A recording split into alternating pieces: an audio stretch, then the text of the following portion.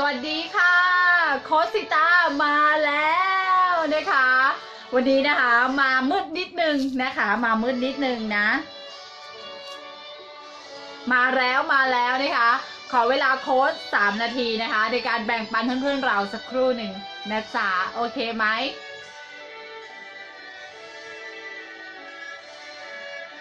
เห็นไหมมากับลำแสงของจักรวาลเห็นเปล่ามา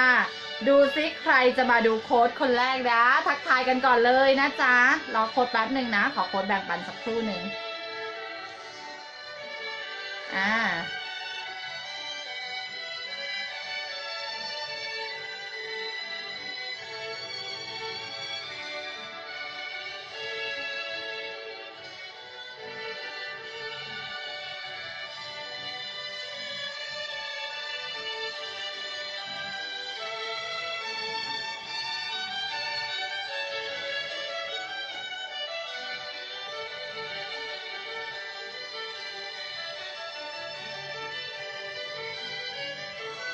ว้าวก้มหน้าไปแป๊บเดียวนะคะมากันเร็วมากเลยนะขอเวลาโค้ดแบ่งปันเพื่อนๆเราสักครู่หนึ่งนะคะสวัสดีพี่นันทพัฒน์นะคะน้องอ้อมจ๋านะคะพี่ตาต้ามาเลเซียนะคะคุณจอมแจมนะคะแล้วก็พี่ปุ้ม APN ว้าวน่ารักมากเลยเข้ามาแล้วรู้กติกาด้วยนะคะคุณรู้เทคนิคของจักรวาลแล้วใช่ไหมคะว่าคุณยิ่งให้ยิ่งได้นะขอเวลาโค้ดอีก2 นาทีโค้ดยังไม่ได้แบ่งปันใครเลยก้มหน้าแป๊บเดียวเข้ามาเร็วมากนะคะรอสักครู่นะคะนะขอเวลาโค้ดสักครู่หนึ่งสวัสดีจ้าน้องค้องจ๋าเดี๋ยวรอโค้ดแป๊บหนึ่งนะลูกวันที่20แล้ว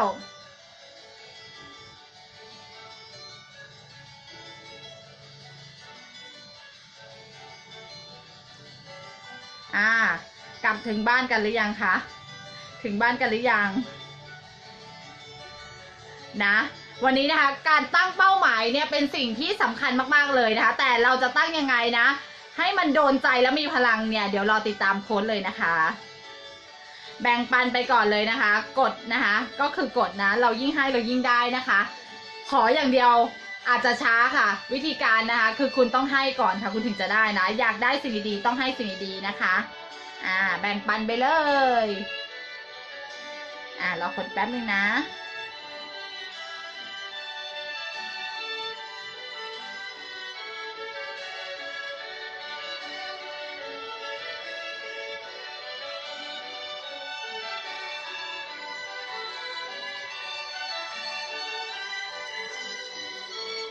สวัสดีจ้าน้องพ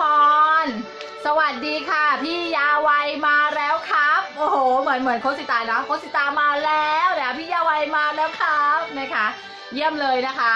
แบ่งปันนะคะยิ่งให้ยิ่งได้นะคะ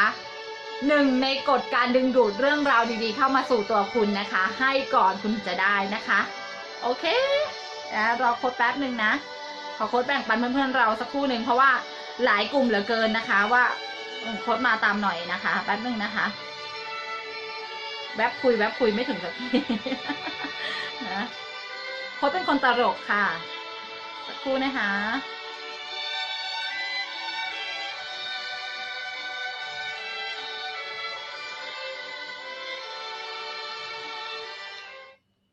นั่น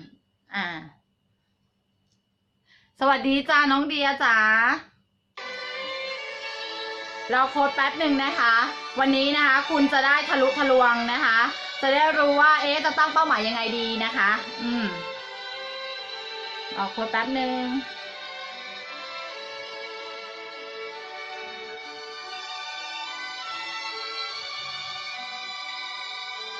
ใกล้จะจบแล้วนะคะสำหรับโปรแกรมจิต21 วันนะ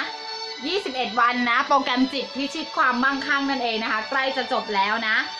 อินไว้ตามเพื่อนๆเข้ามานะคะใครที่อยู่ในกลุ่มไหนนะไปเชิญมานะจ๊ะ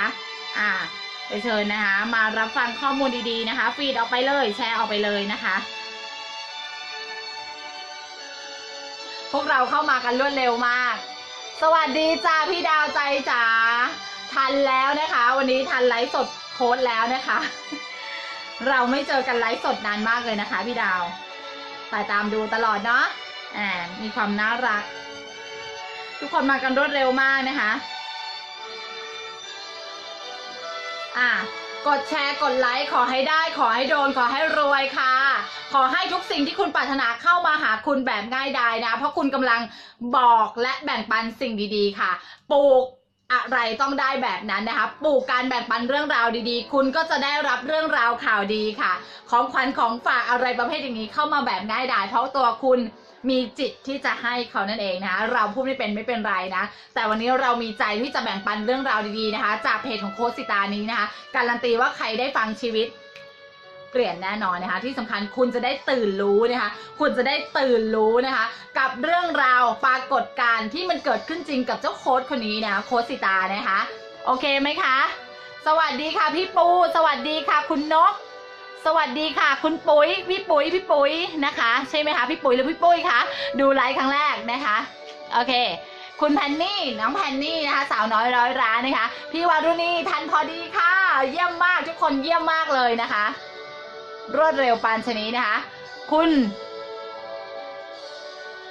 ปอชกุลใช่ไหมคะถ้าคนอ่านผิดขออภัยนะคะน้องอ้อมบอกว่าเพิ่งกลับมาถึงบ้านเลยค่ะหยิบโทรศัพท์มาก็เจอโค้ดเลยพลังเต็มเปี่ยมว้าวนะคะจักรวาลจัดสรรชัดๆเลยนะคะสวัสดีค่ะทุกคนเลยสวัสดีค่ะพี่อนงสวัสดีค่ะพี่สายสมรโค้ดเห็นนะพี่สายสมรกดไลค์โค้ดเยอะมากนะคะขอบคุณมากเลยนะคะขอบคุณนะคะสวัสดีพี่วิมลค่ะสวัสดีคุณธันนุชนะสวัสดีคุณธิดารัตน์นะคะพี่นกนะคะรับพลังจักรวาลจากโค้ชสิตาเห็นไหมคะโค้ชปล่อยพลังให้อยู่นะเป็นพลังจักรวาลค่ะกดก็คือกดค่ะถ้าคุณเป็นคนหนึ่งนะคะที่ชีวิตทำไมมันเหี่ยวเฉาถ้าคุณเป็นคนหนึ่งค่ะโอ้ยหมอดูเพิ่งถ่ายมาดวงไม่ดีถ้าคุณเป็นคนหนึ่งค่ะที่ใครเขาบอกว่าคุณยังไม่มีวาสนาหรอกถ้าคุณเป็นคนหนึ่งค่ะที่ไม่รู้จะเอายังไงต่อกับชีวิตแล้วนะคะคุณจงกดไลค์กดแชร์นะคะและตั้งใจฟังนะกับสิ่งที่โค้ชจะแบ่งปันคุณไหนใครในที่นี้นะคะที่ดูคลิปโค้ชสิตาในวันที่1แล้วสวัสดีจ้าน้องโบจ๋ามาแล้วนะคะไหนใครที่ดูคลิปของโค้ชในวันที่1พิมพ์ชื่อเล่นมาให้โค้ชดูหน่อยว่าดูแล้วค่ะวันที่1เป็นยังไงโค้ชอยากจะให้คุณแบ่งปันนิดนึงนะในฐานะที่เราเนี่ยสนิทสนมกันในฐานะที่เราสนิทสนมกันคุณดูโค้ชในวันที่1แล้วใช่ไหมคะคุณจะเห็นการเป็นของโค้ชในแต่ละวันไม่เหมือนกันนะแกนเซียวเปรี้ยวซ่ามีนะหวานตาตึงใจนะคะหรือนะคะซาบซึ้งนะร้องไห้ก็มีนะคะฉะนั้นเนี่ยโค้ชไม่ได้เรียน acting มานะคะสิ่งที่โค้ชทำทั้งหมดมาจากตรงนี้เลยหัวใจล้วนๆประสบการณ์ล้วนๆนะคะฉะนั้นเนี่ยถ้าคุณเป็นคนหนึ่งที่เพิ่งฟังคลิปโค้ชครั้งแรกนะคะคุณนะคะจงรู้ไว้นะคะว่าโค้ชสิตาคนนี้นะคะเรียนรู้นะคะเข้าคอร์สเข้าแคมป์เข้าสัมมนานะคะโอ้โหเรียกว่าลงทุนไปเป็นล้านๆนะคะแต่สิ่งที่เกิดขึ้นได้พลังจริงค่ะออกจากคอร์สนะคะได้ประมาณ3เดือนเราก็กลับมาสู่สภาวะเดิมค่ะโดยที่เราไม่รู้ว่าเราไม่รู้อะไรค่ะก็เพราะว่าโค้ชไม่รู้การทำงานของกฎจักรวาลค่ะเมื่อโค้ชได้ตื่นรู้นะคะจากการที่เรียนกับครูรุ้งนะคะครูรุ้งครูบัณฑิตนะคะชีวิตโค้ชก็เลยเปลี่ยนไปนะคะเปลี่ยนไปนะคะเปลี่ยนไปมากๆเลยนะไหนเรามาอ่านคอมเมนต์แป๊บหนึ่งนะคะคุณนกบอกว่าน้ำตาไหลตอนขอบคุณร่างกายตัวเองค่ะซาบซึ้งนี่ดูจริงนะคะคุณพี่สายสมรบอกว่าดูถึงวันที่6แล้วค่ะโค้ชสิตาเยี่ยมมากเยี่ยมมากน้องเดียบอกดูแล้วจ้ะพี่อนงบอกดูแล้วค่ะวันที่1ดู2รอบเลยเพราะคุณสุดยอดมากนะคะโค้ชบอกเลยนะคะว่าใครนะที่มาดูโค้ชสิตาแล้วยังไม่ได้ย้อนดูวันที่1โค้ชบอกเลยว่าคุณจะพลาดมากๆเลยนะใช่ไหมคะต้องถามเพื่อนๆนะคุณพลาดมากถ้าคุณไม่ดูวันที่1สวัสดีค่ะพี่รัตดาวันคุณนกบอกดูถึงวันที่4แล้วนะคะน้องอ้อมบอกว่าดูย้อนหลัง2รอบเลยค่ะพี่หมอนบอกว่าดูแล้วค่ะหมอนค่ะโอเคทุกคนยอดเยี่ยมมากสวัสดีค่ะคุณจุ๊บจิ๊บสวัสดีค่ะโค้ชกำลังถามว่าใครนะที่ได้ดูคลิปโค้ชในวันที่1แล้วคุณรู้สึกยังไงดูครบค่ะวน2รอบพี่วารุณียอดเยี่ยมนะคะรับปรึกษาและขนย้ายเฟอร์นิเจอร์ทุกชนิดสวัสดีค่ะมาทันพอดีเลยน้องพรจ๋าน้องพรบอกว่าวันที่1ดูแล้วค่ะปลดล็อกชีวิตตั้งแต่ครั้งที่1เลยค่ะขอบคุณร่างกายแบบเข้าใจอย่างถ่องแท้เยี่ยมมากนะคุณจุ๊บจิ๊บบอกวันที่ ดูถึงวันที่ 11 แล้วค่ะโค้ชคุณสุดยอดมากนะคะก่อนอื่นเลยหลักการที่คุณนะคะจะดึงดูดเรื่องราวดีๆเข้ามาในชีวิตคุณจะได้รับเรื่องราวผู้คนข่าวดีจากการที่คุณเริ่มจากการที่คุณจะต้องให้ค่ะคุณแบ่งปันคลิปนี้ไปนะคะให้กับใครที่เขาอมทุกข์อมเศร้านะไม่รู้จะเอายังไงกับชีวิตวันๆนะคะพร่ำเครียดพร่ำบ่นนะโฟกัสแต่ปัญหาให้เขาได้รู้จักกับโค้ชนะคะและโค้ชการันตีค่ะว่าคุณเนี่ยจะได้ผลบุญนั้นด้วยนะเพราะว่าชีวิตคนคนนั้นจะเปลี่ยนไปจากการดูคลิปของโค้ชอย่างแน่นอนนะคะน้องขอบอกว่าดูแล้วจ้าขอบคุณตัวเองทุกวันเลยค่ะยอดเยี่ยมมากนะคุณ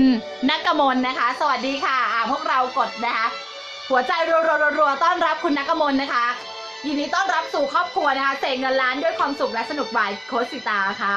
นะโค้ชเนี่ยเป็นโค้ชด้าน Well and Happy Master นะคะความมั่งคั่งไม่ใช่มั่งคั่งแค่เรื่องเงินค่ะแต่สิ่งที่คุณจะได้จากโค้ชเนี่ยคือมั่งคั่งในทุกๆด้านค่ะการเงินหรอการงานหรอความรักความสัมพันธ์หรอสุขภาพหรอความสุขหรอหรือการช่วยเหลือสังคมคุณจะได้มันทั้งหมดค่ะเพราะเมื่อคุณมั่งคั่งสิ่งใดสิ่งหนึ่งแล้วจักรวาลเขาก็จะให้คุณแบบเหลือเฟือนั่นแหละค่ะถ้าคุณรู้จากการใช้กฎของจักรวาลสิ่งไหนที่คุณดึงดูดด้วยกฎจักรวาลได้คุณจงใช้สิ่งนั้นหรือโฟลว์นั้นนะคะติดต่อกับจักรวาลในสิ่งที่คุณต้องการในข้อถัดไปเรื่องงานโอเคแล้วไปเรื่องเงินต่อความรักต่อคุณสามารถดึงดูดได้ทุกเรื่องทุกสิ่งเลยที่คุณอยากจะได้โอเคไหมนะคะใกล้จะจบแล้วนะคะ21 วันโปรแกรมจิตพิชิตเงินล้านกับโค้ดนะโค้ดมั่นใจว่ามีหลายๆคนนะคะสร้างรายได้กันไปตามเป้าหมายที่คุณอยากได้นะคะแต่วันนี้สิ่งที่โค้ดอยากจะมาตอกย้ำคุณก่อนที่เราจะจบคอร์สนี้กัน คอร์สนี้กันนะคะโค้ดเป็นคนตลกนะคะโค้ดขาทำยังไงจะพูดไปยิ้มไปเหมือนโค้ดคะฝึกทำแล้วเหมือนเสแสร้งเลย เดี๋ยวงั้นเดี๋ยวโค้ดต้องเล่านิดนึงแล้วล่ะนะคะคุณจุ๊บจิ๊บเดี๋ยวขอตอบคำถามคุณจุ๊บจิ๊บนะคะโค้ดนะคะเป็นคนหนึ่งที่นะคะเมื่อก่อนนะอดีตนะคะโค้ดจะเป็นคนอย่างนี้คิ้วขมวดแพ้แสงด้วยส่วนหนึ่งแล้วเวลาคิดอะไรมันจะเผลอคิ้วขมวดโดยไม่รู้ตัวนะคะแล้วเป็นคนที่เวลาใครเห็นเราเนี่ยมันโกรธใครเปล่าวะอะไรประมาณนั้นนะเก่งค่ะแต่ว่าเวลาใครที่รู้จักเราลึกๆเขาถึงจะรู้ว่าคนนี้เป็นคนตลกนะเราจะแบบเขาเรียกว่าสวมการเป็นนะต้องเข้มไว้ต้องดูผู้ใหญ่ไว้อะไรอย่างนี้เพราะว่าด้วยการหน้าที่การงานของเราเป็นเจ้าของธุรกิจเราก็เลยต้องสวมการเป็นให้มันดูผู้ใหญ่ให้ลูกน้องนำหน้าถือตานะมันก็เลยออกมาในบทบาทของดูเครียดดูตึงเครียดนะคะแต่หลังจากที่โค้ดได้มารู้กฎของจักรวาลนะคะว่าคุณต้องคิดให้น้อยสนุกให้มากภาษากายแบบง่ายที่สุดเลยคุณต้องทำอะไรคะคุณยิ้มค่ะยิ้มไปเรื่อยๆค่ะครั้งแรกนะเหมือนคุณเนี่ยพูดกอไก่ครั้งแรกคุณอาจจะพูดกอไข่นะจะกอไก่แต่ไก่ไม่ออกค่ะมันอาจจะเป็นแบบนั้นค่ะแต่สิ่งที่โค้ชเอามาบอกคุณใน21วันนี้โค้ชไม่ได้ต้องการให้คุณทำแบบหนักหน่วงแบบหักโหมแต่สิ่งที่โค้ชต้องการจากคุณและคุณควรจะทำทุกๆวันคือการที่คุณทำสม่ำเสมอฝึกฝนสม่ำเสมอฝึกฝนสม่ำเสมอแล้วคุณจะเกิดความชำนิชำนาญเมื่อคุณชำนิชำนาญคุณจะทำมันแบบมืออาชีพค่ะคุณจะทำโดยที่มันไม่รู้ตัวยิ้มแล้วเหรอนะบางทีโค้ชก็ไม่รู้ตัวนะคะว่าโค้ชยิ้มมันกลายเป็นสิ่งที่เราคุ้นชินมันเป็นสิ่งนะที่เป็นธรรมชาติของเราโดยการที่เราสร้างนิสัยใหม่ลงไปค่ะใส่ภาษากายใหม่ๆลงไปค่ะใส่โปรแกรมตัวเองลงไปค่ะโค้ชได้บอกคุณนะมาหลายครั้งแล้วในเรื่องนี้ไม่เป็นไรนะฝึกได้ไม่มีผิดไม่มีถูกทุกอย่างเริ่มต้นได้ใหม่เสมอโอเคไหมยิ้มทุกคนยิ้มค่ะนะนี่คือบทเรียนที่คุณต้องทำทุกๆวันนะคะไม่ว่าคุณจะเจอสถานการณ์อะไรยิ้มค่ะแล้วบอกค่ะแม่มาทดสอบฉันเลยสิต่อให้สถานการณ์นั้นมันจะทำให้คุณหดหู่หรือทุกตมหรือเอาไงดีเครียดเหลือเกินกดดันไม่ว่าคุณจะรู้สึกยังไงกับสถานการณ์นั้นคุณต้องดึงสตินะดึงหัวจิตหัวใจของคุณกลับคืนมาว่าเฮ้ยไม่เอาเดี๋ยวมันดึงดูดเรื่องราวไม่ดีอีกแม่ยิ้มเลยแม่จักรวาลมาพิสูจน์ฉันแล้วสิไม่ได้แอมหรอกรู้ว่าทำแบบนี้แล้วไม่ได้ผลรู้ว่าถ้าหงุดหงิดแล้วไอ้สิ่งที่ปรารถนาจะไม่มาไม่ทำหรอก ยิ้มนะคะเมื่อโค้ดรู้แก่นของการทำงานของกฎจักรวาลแล้วโค้ดก็เลยไม่ใส่โปรแกรมตัวเองแบบนั้นเลยไอ้คิ้วขมวดหายไปเลยไม่รู้นะคะไอ้คนเดิมไปไหนนะคนเดิมไม่รู้ไปไหนแล้วหายไปแล้วคนนั้นนะคนที่ชุดเฉียวนนเงินอะไรอย่างเงี้ยว่ามันพูดไม่เข้าหูได้ปะอย่างเงี้ยนะมันไม่เป็นแล้วนะคะเพราะการที่โค้ดเนี่ยดูดซับครูรุ้งแบบ 300% นะแม่ของโค้ดคนที่2นั่นเองครูรุ้งนะคะนะครูรุ้งยิ้มไหมคะถ้าใครดูครูรุ้งยิ้มนะคะครูรุ้งอ่อนหวานค่ะแต่โค้ดสิตานะคะห้าวหาญค่ะ โอเคไหมต่างกันตรงนี้แหละนะคะโอเคนะยิ้มบ่อยๆยิ้มบ่อยๆนะคะแล้วคุณก็จะยิ้มสวยธรรมชาติคุณเคยขอบคุณรอยยิ้มตัวเองหรือยังต้องขอบคุณนะคะโค้ดเนี่ยขอบคุณตลอดเลยแล้วโค้ดจะบอกว่าใครที่เห็นรอยยิ้มโค้ดนะเขาจะยิ้มตามแล้วเขาจะรู้สึกรักโค้ดทันทีเลยนะเพราะคุณนะคะได้รู้ความลับของโค้ดแล้ว โค้ดขอบคุณนะคะสิ่งใดที่คุณขอบคุณสิ่งนั้นจะขยายใหญ่ขึ้นคุณอยากได้สิ่งไหนล่ะคะจงขอบคุณด้วยหัวใจของคุณอันอิ่มเต็มค่ะแล้วสิ่งนั้นจะปรากฏให้เห็นเร็วขึ้นโอเคไหมสวัสดีค่ะแกปเปอร์นะคะโค้ดแกปมาด้วยนะคะเสริมสวยน้องปุณสวัสดีค่ะต้องฝึกให้ได้แบบโค้ดนะโค้ดเป็นกำลังใจให้ทำได้แน่นอนพิรัตวันบอกยิ้มทุกคนสุดยอดมากนะคะดาด้ายิ้มสวยยิ้มตลอดเยี่ยมมากเลยนะคะขอบคุณรอยยิ้มของฉันจ้ายิ้มเยี่ยมนะคะพี่หมอนบอกว่าคิ้วขมวดเหมือนกันเลยค่ะตอนนี้ดูโค้ดมา2 วันแล้วตอนนี้ดูโค้ดมา2 วันนี้ใช่ค่ะดูเหมือนเสแสร้งแต่ฝึกทุกวันหมอนจะเป็นคนโปรดของจักรวาลและหมอนคือคนที่มีคุณภาพค่ะหมอนสวยรวยค่ะยอดเยี่ยมค่ะเมื่อคุณปรารถนาสิ่งไหนคุณจงเอาหัวใจนะเอาหัวใจเอาความรู้สึกค่ะเอาสัมผัสที่โค้ดบอกคุณไปเมื่อวานเอาไปทัชค่ะเอาไปรู้สึกค่ะเสมือนคุณได้มันมาแล้วนี่คือรอยยิ้มนางงามนะคะคุณรอยยิ้มซุปตานะคะคุณมันต้องตาตึงใจอยู่แล้วนะคะโอเคไหมนี่ยังไม่ได้เข้าบทเรียนเลยนะโค้ดเนี่ยปล่อยไปอีกเรื่องหนึ่งแล้วนะคะ โอเคทุกคนพร้อมนะทุกคนพร้อมจะเรียนรู้แล้วนะคะกดหัวใจรัวมาเลยนะคะคุณทัชนียิ้มน่ารักค่ะขอบคุณมากค่ะนะคะกดหัวใจรัวมานะคะใครอยู่กับโค้ดนะคะใครรับรู้พลังนะจากการที่โค้ดส่งขึ้นไปหาคุณคนนั้นบางคนขนลุกบางคนน้ำตาซึมนะบางคนคนหัวตั้งมีนะ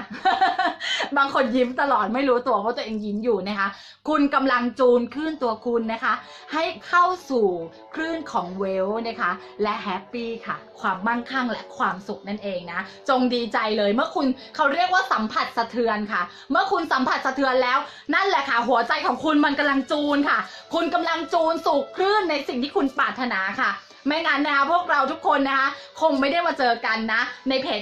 ของโค้ดนะคะเพราะโค้ดเองเนี่ยก็อธิษฐานจิตเนาะขอให้จักรวาลส่งแต่กัลยาณมิตรส่งแต่คนที่เขารักและศรัทธาในตัวโค้ดส่งแต่คนที่พร้อมจะเรียนรู้และลงมือทำพร้อมกับการเปลี่ยนแปลงชีวิตแบบมั่งคั่งและมีความสุขเพราะคุณนะคะเป็นหนึ่งในนั้นแน่นอนแล้วโค้ดจากสัญญาจากหัวใจอันอิ่มเต็มนะคะลูกศิษย์โค้ดทุกคนนะคะโค้ดยินดีสนับสนุนคุณนะคะเราไม่ปล่อยมือกันโอเคไหม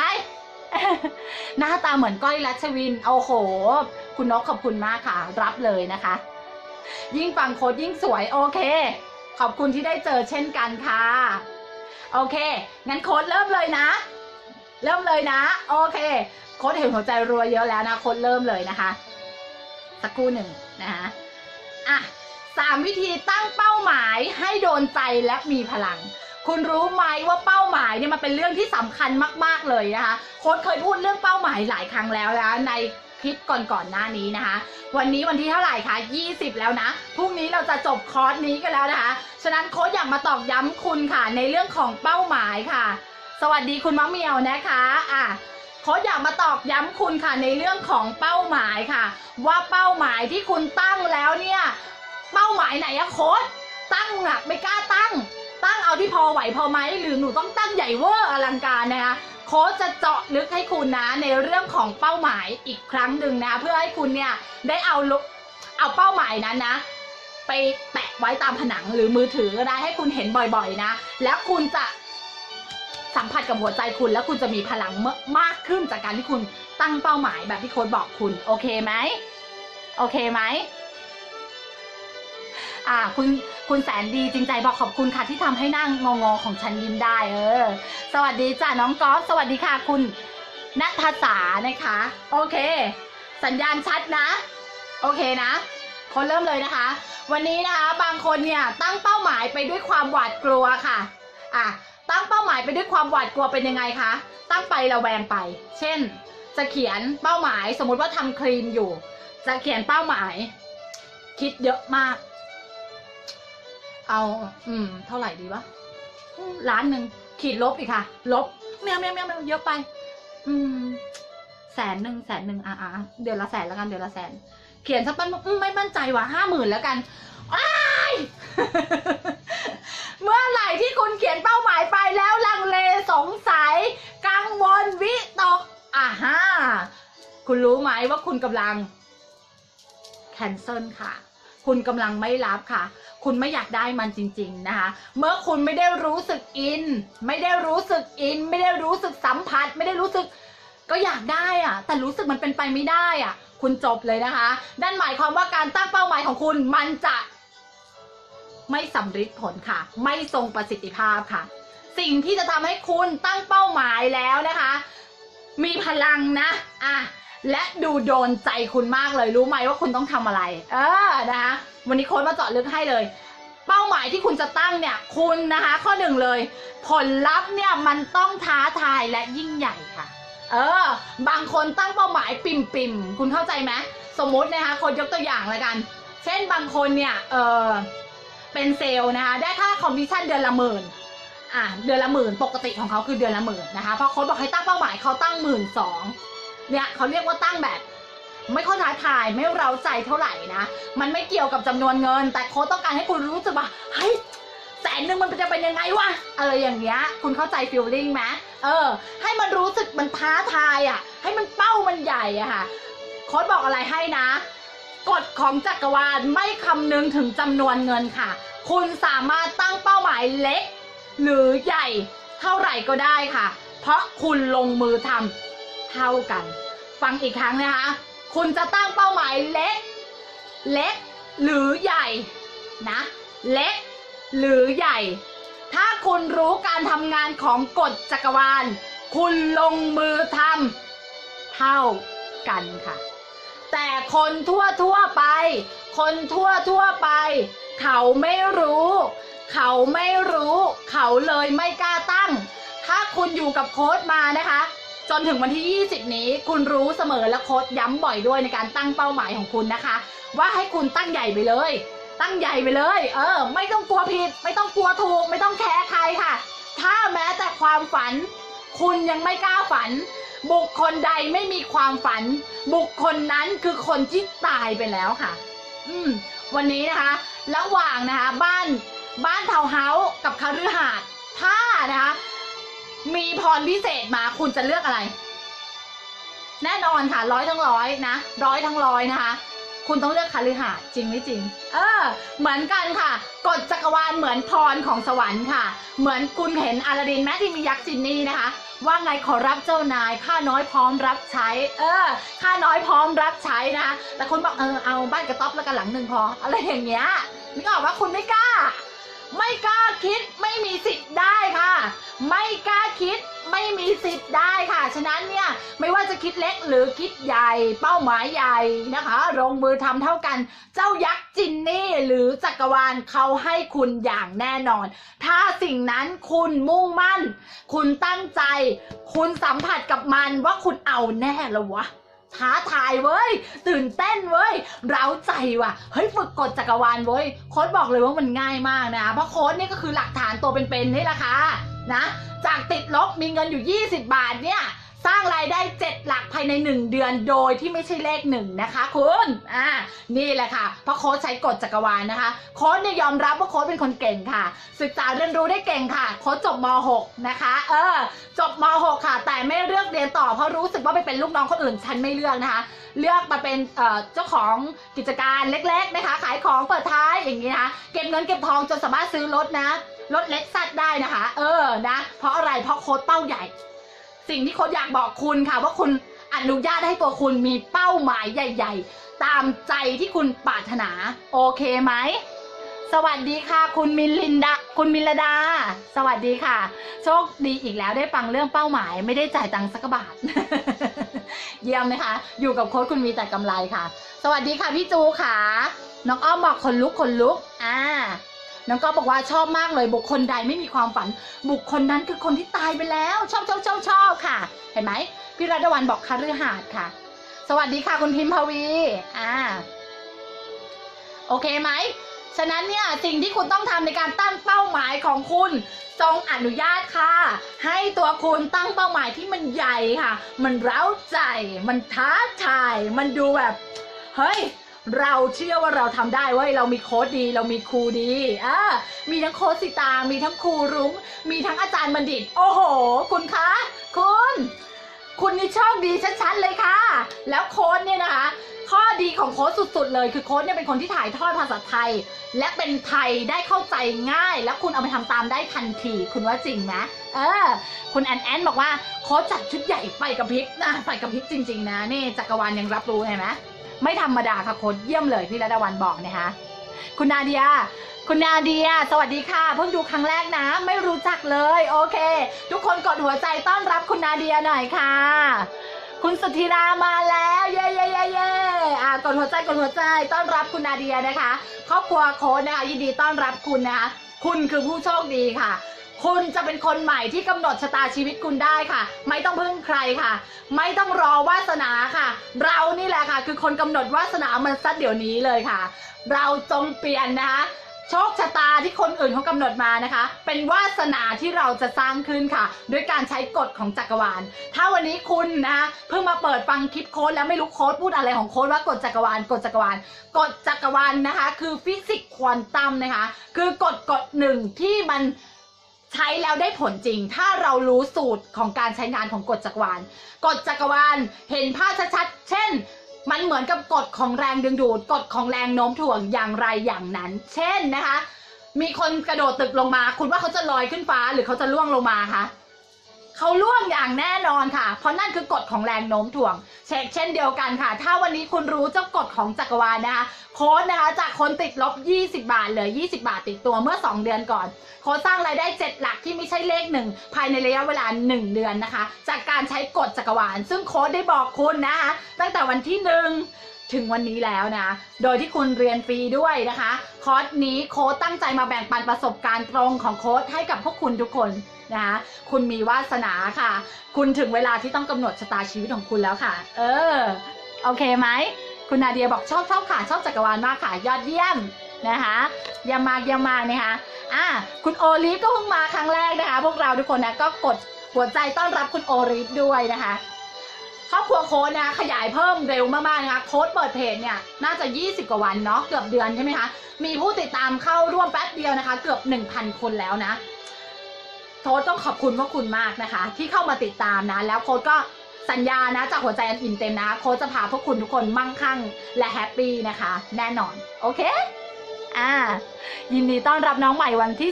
2นะคะเป็นน้องใหม่วันที่2โอเคพี่ณัฐสาโอเคเยี่ยมเลยนะทุกคนกดหัวใจต้อนรับกันใหญ่เลยทุกคนยอดเยี่ยมมากพวกคุณสุดยอดมากนะคะเบิกบานค่ะคิดให้น้อยสนุกให้มากค่ะยิ้มด้วยนะคะเมื่อใครเขามาพูดข่าวดีอะไรเมื่อใครเขาเสนอตัวเขาขึ้นมาคุณจงนะพิมพ์ด้วยคลื่นส่งสัญญาณที่เฮ้ยดีใจเฮ้ยต้อนรับเมื่อนั้นแหละค่ะเวลาคุณไปอยู่ในพื้นที่ไหนหากคุณนี่คือคีย์นะนี่ให้เคล็ดลับอีกแล้วนี่คือคีย์นะคะว่าถ้าคุณอยากได้รับการยอมรับจากใครในที่ทำงานหรอในสังคมหรอคุณจงรู้จักที่จะให้การยอมรับนะคนอื่นยอมรับต้อนรับนี่แหละค่ะคือ key to success นะโอเคนะดูไปยิ้มไปเยี่ยมเลยนะคะ ต่อเลยนะ แวบออกมานอกเรื่องอีกแล้วนะคะโค้ดนี่มีของเยอะนะคะโอเคต่อนะคะ3 วิธีตั้งเป้าหมายให้โดนใจและมีพลังนะคะนอกจากข้อที่1แล้วนะที่คุณต้องมีผลลัพธ์ที่ยิ่งใหญ่นะต้องยิ่งใหญ่ต้องเร้าใจแล้วนะข้อ2คือเป้าหมายที่ตั้งเนี่ยการลงมือทำของคุณเนี่ยมันต้องเป็นสิ่งที่คุณรักสิ่งที่คุณชอบสิ่งที่คุณทำแล้วไม่รู้จักเหน็ดไม่รู้จักเหนื่อยฉันชอบอ้าวมืดแล้วเหรออ้าวเย็นแล้วเหรออ้าวอีกวันแล้วเหรออะไรประมาณเนี้ยแล้วเป้าหมายที่คุณตั้งมันจะสำเร็จง่ายดายนะคะราวกับเนรมิตอีกครั้งนะคะคุณจงทำสิ่งที่คุณรักสิ่งที่คุณชอบให้สอดคล้องกับเป้าหมายที่คุณตั้งให้สอดคล้องกับเป้าหมายที่คุณตั้งเพราะการที่คุณทำด้วยหัวใจคุณที่มีความรักมีความสุขไม่รู้จักเหน็ดไม่รู้จักเหนื่อยเป้าหมายที่คุณเขียนไว้มันจะได้มาแบบนี่ราวกับเนรมิตค่ะนี่นะคะโค้ดนะคะนอกจากเป็นโค้ดแล้วโค้ดยังเป็นเจ้าของนะคะทำไมโค้ดถึงมีรายได้ล้านหนึ่งจากไหนนะคะโค้ดนะคะเป็นเจ้าของธุรกิจเป็น CEO นะคะ Stone Perfume Thailand นะคะน้ำหอมพลังงานหินนะคะโค้ดเนี่ยเป็นคนที่หลงไหลฟังให้ดีนะโค้ดเป็นคนที่หลงไหลในเรื่องของหินมงคลนำโชคอดีตนะคะเลิกกับสามีคือพ่อของลูกเนี่ยคุณรู้ไหมว่าโค้ดขนอะไรมาบ้านยกให้เขานะคะเอามาแค่ผ้าม่านและหินมงคล นี่คือสิ่งที่โค้ดรักและหลงไหลนะคะเมื่อโค้ดเจอแล้วนะคะว่าสิ่งที่โค้ดรักและหลงไหลคืออะไรนี่นะโค้ดก็เลยนะคะลงมือทำคิดอยากต่อยอดธุรกิจนะคะแล้วจักรวาลก็ส่งไอเดียดีๆมาให้โค้ดนะแล้วโค้ดก็เลยลงมือศึกษานะไม่รู้จักเน็ตไม่รู้จักเหนื่อย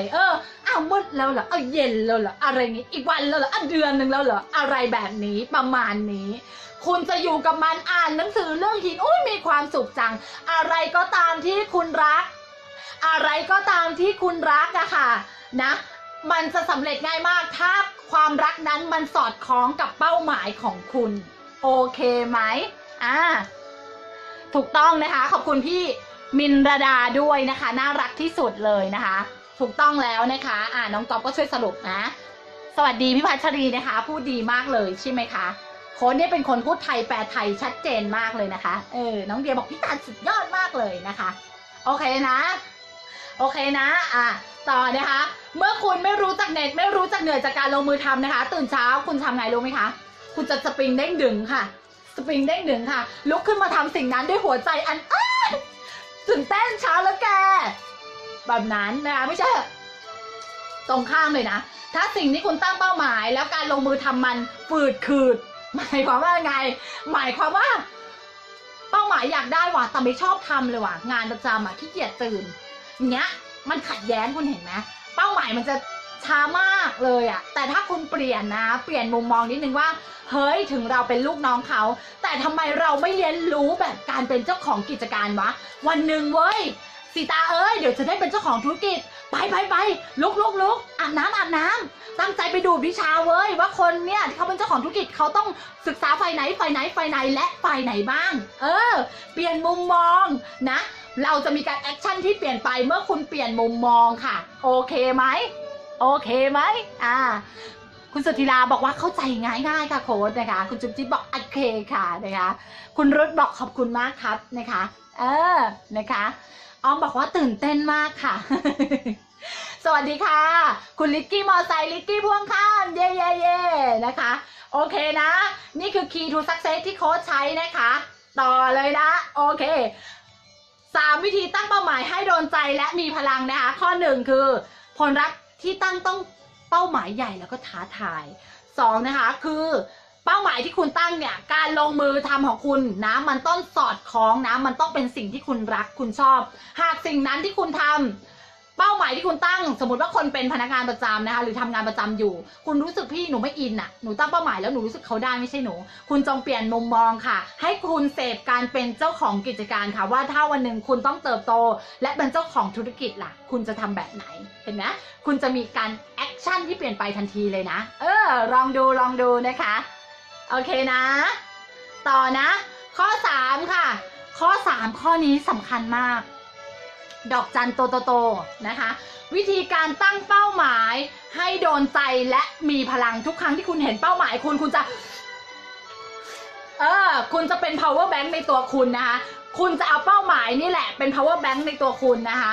เป้าหมายเนี่ยข้อ3นะคะคือคุณต้องนึกถึงสิ่งที่คุณปรารถนาโดยสิ่งนั้นเนี่ยต้องมีคนที่คุณรักประกอบอยู่ด้วยเข้าใจสิ่งที่โค้ชพูดไหมคะเช่นนะคะเป้าหมายคุณตั้งเป้าว่าคุณอยากมีรายได้ปีนี้เลยผลรวมกำไรสุทธินะคะ10 ล้านบาท10 ล้านบาท10 ล้านบาทนี้สมมตินะคุณแบ่งไปทำบุญ1 ล้านนะคะอีก9 ล้านเนี่ยให้พ่อให้แม่คนละล้านนะสมมตินะคะเก็บใส่บัญชีลูกคุณนะ3 คน3 ล้านอีก1 ล้านคุณเอาไว้ช้อปปิ้งค่ะเก็บใส่บัญชีเฉยๆ1 ล้านค่ะอีก2 ล้านเอาไว้ทำอะไรคะต่อยอดธุรกิจเพิ่มแบบเนี้ยคุณเข้าใจไหม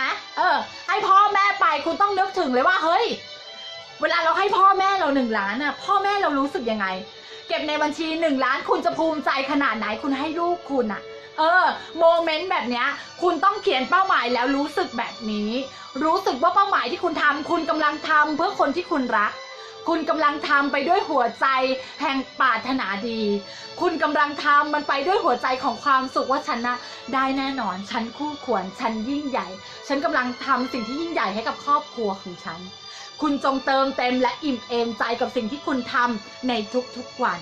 สิ่งนั้นแหละค่ะเมื่อคุณดูเป้าหมายเมื่อไหร่10 ล้าน10 ล้านคุณเห็นภาพทันทีว่าลูกคุณแม่นะกอดคุณหนูขอบคุณแม่นะคะลูกพ่อแม่เรานะคะขอบคุณลูกมากนะลูกอภิชาติบุตร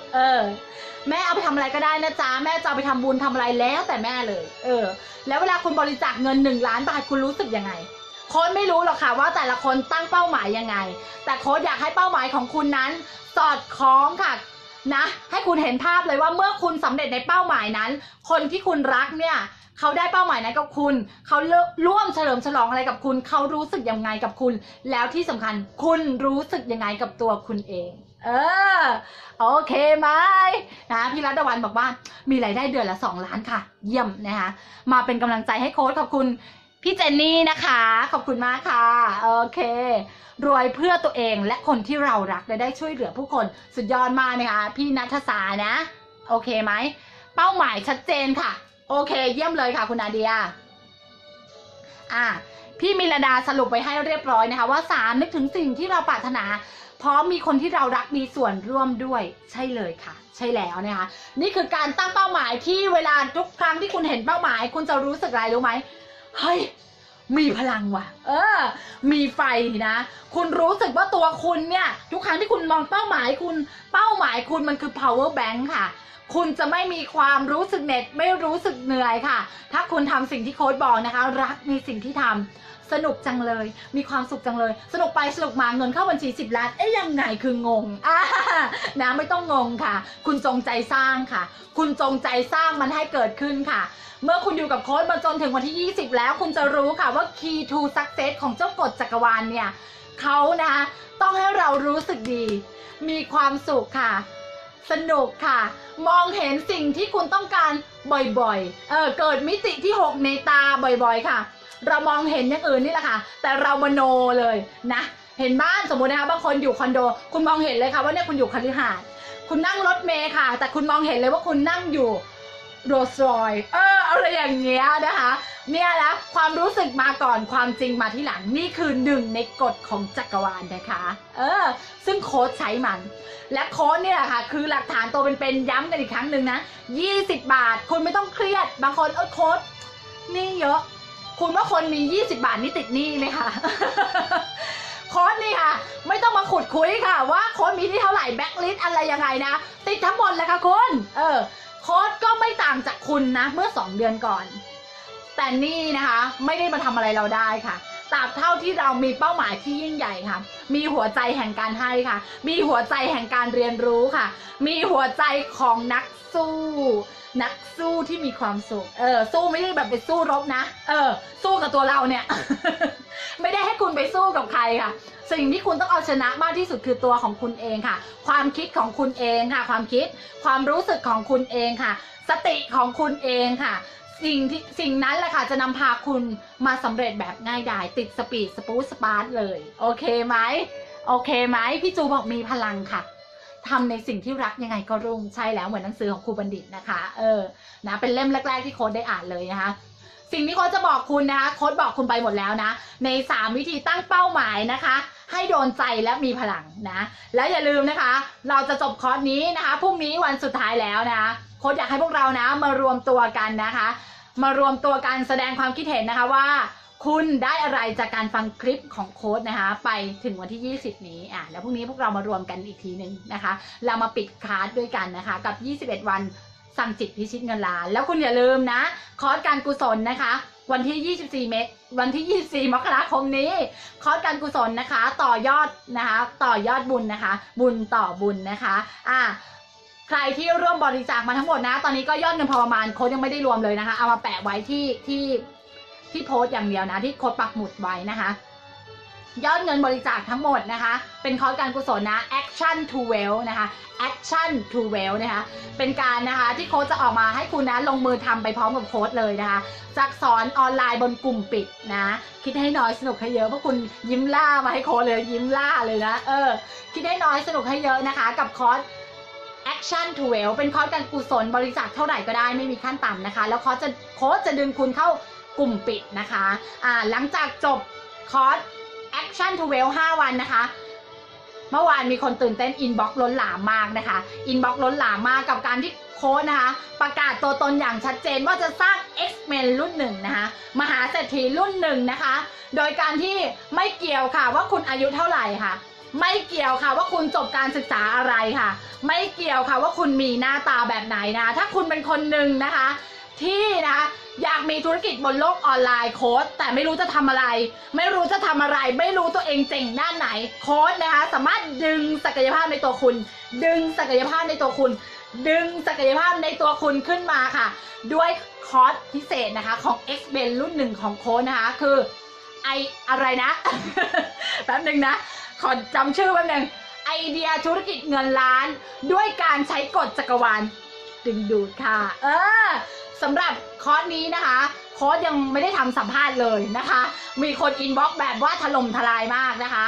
คอร์สนี้นะคะโค้ดนะมีการติดตามผลให้คุณนะ3 เดือนนะว่าคุณเนี่ยมีผลลัพธ์แบบไหนแต่โค้ดต้องขอสัมภาษณ์นิดนึงขอเลือกลูกศิษย์นิดนึงนะคะเพราะว่าโค้ดอยากได้คนที่มี mindset คล้ายๆกันคล้ายๆกับตัวโค้ดเพราะโค้ดจัดปั้นเขาง่ายโค้ดต้องการให้คุณเป็นบทพิสูจน์ให้โค้ดค่ะต้องการให้คุณนะคะมาเป็นหลักฐานตัวเป็นๆว่าโค้ดสามารถสร้างคุณให้คุณจับเงินล้านได้ตามที่คุณปรารถนาถ้าคุณเป็นคนหนึ่งที่ฝันใหญ่อยากจะจับเงินล้านและคุณไม่รู้คุณจะทำอะไรโค้ดช่วยคุณได้ค่ะสิ่งที่คุณจะได้จากคอร์สนะคะไอเดียเงินล้านนะคะด้วยการใช้กฎจักรวาลดึงดูดนะคะสิ่งที่คุณจะได้นะนอกจาก mindset ดีๆแล้วนะคะคุณจะได้ในเรื่องของวิธีการถ่ายทอดสดนะวิธีการถ่ายทอดสดการสร้างออร่าบนโลกออนไลน์นะคะการโปรโมทเพจเนี่ยโปรโมทเพจแบบเนี้ยโปรโมทเนี่ยแฟนเพจอย่างเงี้ยไลฟ์สดอย่างเงี้ยยังไงนะคะให้ไม่เสียค่าโฆษณาแต่ตรงกลุ่มเป้าหมายนะทำยังไงทุกเทคนิคมีคำตอบทั้งหมดนะอยู่ในคอร์สไอเดียเงินล้านด้วยการใช้กฎจักรวาลดึงดูดนะอยากรู้เป็นยังไงนะคะก็ต้องอุบไว้ก่อนนะคะขอเป็นสอนให้กับ X-Men รุ่นแรกแบบถ่ายทอดนะคะคอร์สนี้นะคะโค้ดตั้งใจเลยนะคะเป็นคอร์สออกมาเฉพาะ Super VIP เท่านั้นนะคะเพราะว่าตั้งใจจะสร้างและโฟกัส20 คนก่อนขออนุญาตรับแค่20 คนแต่โค้ดขอเลือกลูกศิษย์นิดนึงมีข้อแม้นะคะข้อแม้1ข้อคือคุณต้องดูคลิปโค้ดตั้งแต่วันที่1ถึงวันที่21ก็คือพรุ่งนี้วันสุดท้ายนะคะดูจบแล้วสัมภาษณ์อีกนิดนึงถ้าคุณสัมภาษณ์แล้วผ่าน mindset คุณผ่านตรงกับที่โค้ดต้องการโค้ดจะรับคุณราคาคอร์สนะคะตัวนี้เป็น Super VIP แล้วก็บวกกับ Personal Coaching นะคะโค้ดดูแลคุณส่วนตัวนะส่งคุณจนถึงเป้าหมายอย่างแน่นอนถ้าคุณเชื่อมั่น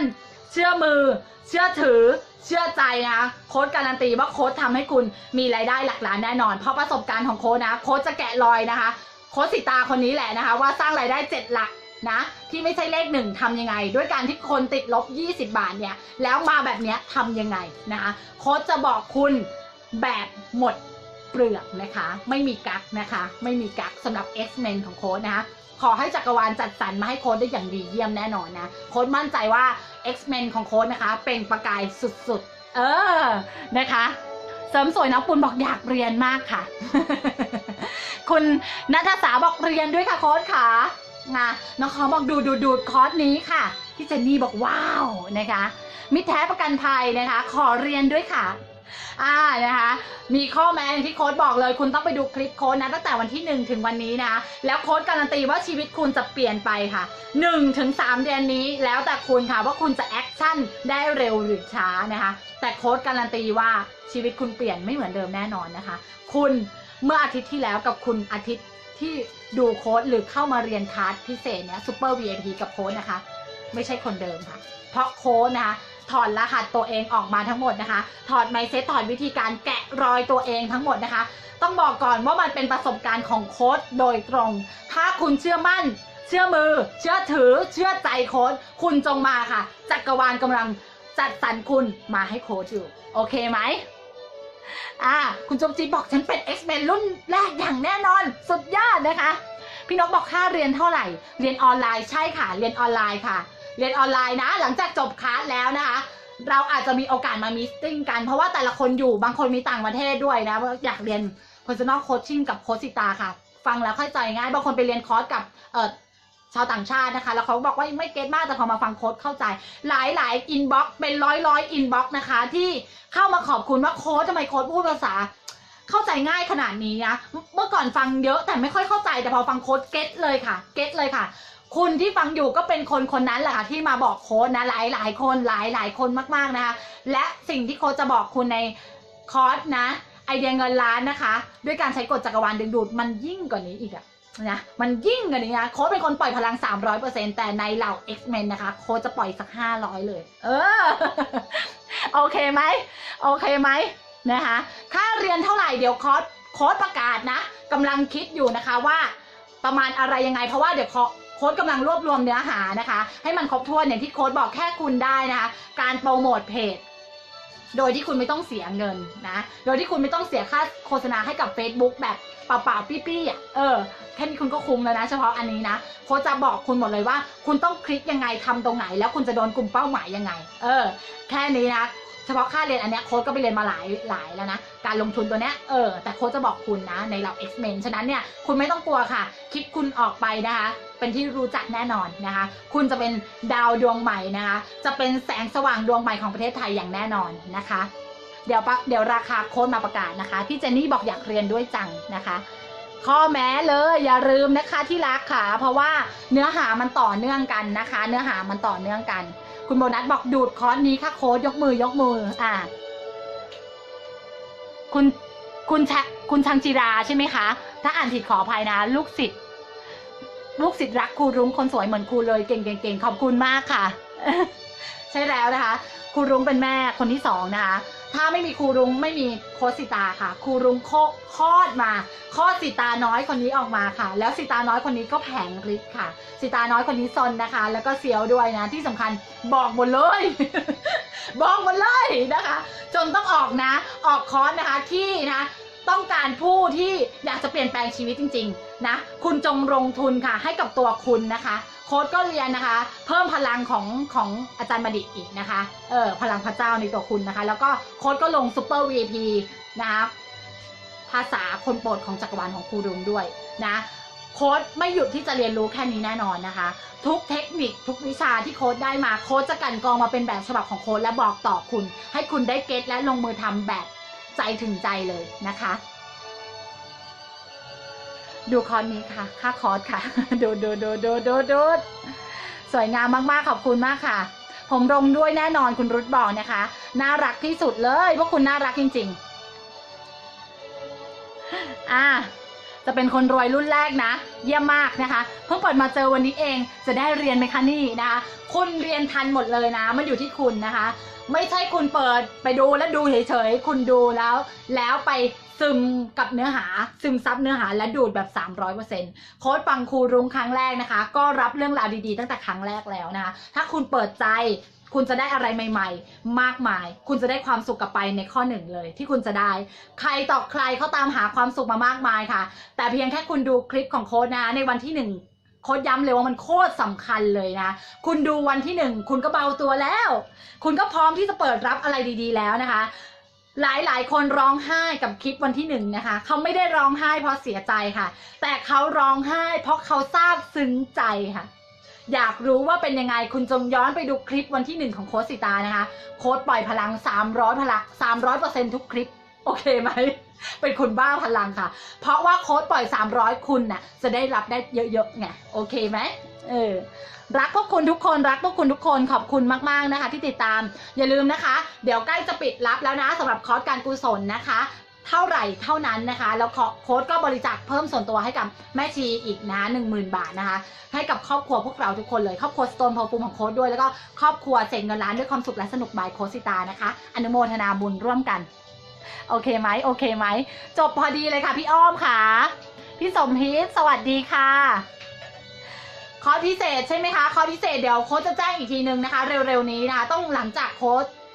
จบคอร์สการกุศลก่อนนะ5 วันนะคะวันที่24นี้เริ่มคอร์สการกุศลวันแรกนะคะ Action to Well ลงได้ในเพจนี้เลยค่ะพี่สมพิษค่ะบริจาคที่ไหนคะบริจาคนะคะติดต่อโค้ชนะคะทำโปรดิวเซอร์เอง ตอบเองทุกสิ่งทุกอย่างเองคุณอย่าลืมนะเมื่อ2 เดือนที่แล้วเป็นเจ้าสีตาเจ้าสีตาหงอยเหงาเจ้าสีตามีเงิน20แต่วันนี้นะคะเป็นจุดเริ่มต้นนะคะแล้วโค้ชเปิดเพจมา20 กว่าวันทุกอย่างโค้ชทำเองนะคะแต่อีกไม่นานค่ะโค้ชตอนนี้โค้ชต้องมองหาเลขาแล้วก็โค้ชต้องมาช่วยโค้ชแล้วค่ะใจล่มๆนะคะโค้ชตอบทุกคนยังมีอีกหลายอินบ็อกซ์ที่ค้างอยู่แล้วโค้ชยังไม่ได้ไปตอบโค้ชแอดคุณโค้ชทุกอย่างโค้ชทำเองหมดนะฉะนั้นเวลาใครคุยก็คือคุณเนี่ยคุยกับโค้ชเลยนะคะทำทุกอย่างด้วยหัวใจค่ะแล้วคุณก็รับรู้ได้ว่าโค้ชรักพวกคุณค่ะใครที่เข้ามาวันนี้รักโค้ชทุกคนแหละค่ะเพราะโค้ชก็รักคุณโอเคไหมรักค่ะรักหมดด้วยได้ค่ะพี่หมอนค่ะโอเคนะสมควรแก่เวลานะคะส่งคุณนะคะไปสู่อ้อมกอดนะของจักรวาลที่อบอุ่นนะป๊าของโค้ชเองนะคะคือจักรวาลนะคะจงรักจักรวาลค่ะและเชื่อในพลังงานที่คุณมองไม่เห็นแต่มันมีจริงค่ะเชื่อในกฎของจักรวาลค่ะถ้าชีวิตคุณไม่รู้จะเชื่ออะไรแล้วค่ะคุณเชื่อโค้ชเถอะค่ะเพราะโค้ชจะพาคุณนะไปสู่แสงสว่างแน่นอนคุณหมดเคราะห์กรรมแล้วค่ะที่คุณได้มาเจอโค้ชเนี่ยนะเอาอย่างนี้กันเลยนะโอเคไหมโอเคมาโอเคส่งคุณนะคะส่งคุณนะสวัสดีค่ะคุณปีวดีคุณอริศโอเคเพิ่งเข้ามาเลยนะโค้ชกำลังจะจบแล้วนะคะดูย้อนหลังนะพี่จูรักพี่จูเช่นกันค่ะไม่มีโอกาสไปเจอพี่จูเลยนะคะของสต็อกไม่พอขายเลยนะสโตนเพอร์ฟูมใครอยากเป็นครอบครัวเดียวกับโค้ชนะคะก็มาร่วมงานได้นะนะเขาบอกว่าการเป็นนักขายที่ยอดเยี่ยมนะคะมันจะไปสู่การตลาดที่ยิ่งใหญ่ฉะนั้นเนี่ยจงรักการขายด้วยนะเพราะบางคนก็ขายแรงแลกเงินถูกไหมคุณจงเก่งการขายว่าง่ายๆเหอะเก่งการขายมันซะทุกด้านนะบางคนขายเวลาบางคนขายไอเดียขายมาซะทุกอย่างเลยค่ะคุณอย่าอายที่จะขายค่ะเชื่อโค้ดเห็นไหมโค้ดก็ขายวิชาให้คุณเนี่ย แต่อันนี้ฟรีหัวใจล้วนๆเอาใจมาแลกอย่างเดียว21 วันรักคุณทุกคนนะส่งคุณนะคะไปสู่อ้อมกอดของจักรวาลอันอบอุ่นเหลือเฟือค่ะยิ่งให้ยิ่งได้นะคะยิ่งทำยิ่งได้ยิ่งให้ยิ่งมียิ่งทำยิ่งได้ยิ่งให้ยิ่งมีคุณจงเป็นแสงสว่างนะคะที่ผุดขึ้นมาให้ประเทศไทยสว่างน่าอยู่มีแต่คนดีมีแต่คนคิดบวกและร่วมกันเป็นนะคะพลังให้ประเทศไทยเนี่ยเป็นมหาอำนาจโค้ชเชื่อค่ะว่าก่อนที่โค้ชจะจากไปจากโลกนี้นะประเทศไทยได้เป็นมหาอำนาจที่ยิ่งใหญ่นะพร้อมด้วยพลังบวกแผ่ซ่านไปทั่วโลกแน่นอนโค้ชเอามาเป็นจุดยืนตรงนี้อีกคนนะคะปักธงนะร่วมกับครูรุ้งและอาจารย์บัณฑิตนะคะแล้วก็มั่นใจเหลือเกินค่ะว่าลูกศิษย์ของโค้ชทุกคนนะคะก็จะเป็นเช่นนั้นเช่นเดียวกันเราจะไม่ปล่อยมือกันค่ะเราจะสนับสนุนกันเราคือลมใต้ปีกค่ะรักนะ อย่าลืมขอบคุณตัวเองนะคะตั้งโปรแกรมในสิ่งที่คุณอยากเป็นเห็นภาพไปด้วยรู้สึกไปด้วยตั้งเป้าหมายพูดไปยิ้มไปสัมผัสภาษากายโค้ชบอกทุกเทคนิคคุณไปหมดแล้วทำนะเหลือแค่ทำถ้าคุณอยากเปลี่ยนแปลงชีวิตจริงๆจงลงมือทำโค้ชแบ่งปันคุณแบบง่ายดายแล้วคุณเอาไปลงมือทำได้เลย Love you มหาอำนาจแห่งบุญเยี่ยมมากค่ะพี่มิลดาขอบคุณนะคะขอบคุณคุณอริศนะคุณอริศนะขอบคุณน้องคองนะคะขอบคุณคุณอุจุงขอบคุณพี่สมพิษค่ะ